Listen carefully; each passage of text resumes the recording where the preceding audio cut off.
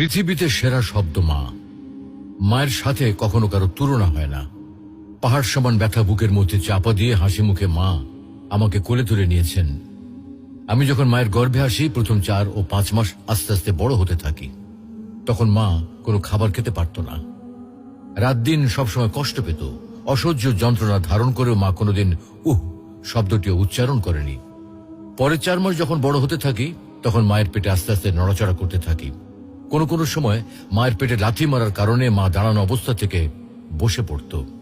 ব্যথা সহ্য করতে না পেরে বিছানায় শুয়ে এপিট-ওপিট করত। 10 মাস পর যখন এই পৃথিবীতে আসার সময় হয়, তখন শুরু হয় মায়ের সীমাহীন কষ্ট আর ব্যথা। একজন মানুষের নির্ধারিত আছে সে কতটুকু ব্যথা সহ্য করতে পারবে। সন্তান প্রসবের ব্যথা নিয়ে বড় বড় চিকিৎসা বিজ্ঞানীরা বলেন, একটা মানুষ সর্বোচ্চ 45 ইউনিট ব্যথা সহ্য করতে পারে। এর উপরে হলে হয়তো সে মারা যাবে, আর তা না হলে অজ্ঞান হয়ে পড়বে। যখন মা আমাকে প্রসব করে, তখন তার ব্যথা হয় 60 ইউনিটের মতো, যা আমাদের দেহের 206টি হাড়ের মধ্যে 20টি হাড় একসাথে ভেঙে গেলে যে ব্যথা অনুভূত হয়।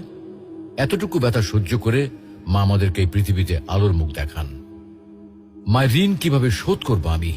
আমার গায়ের চামড়া দিয়ে মায়ের পায়ের জুতো তৈরি করে দিলেও তার এই ঋণ এক বিন্দু পরিমাণও শোধ করতে পারবো না।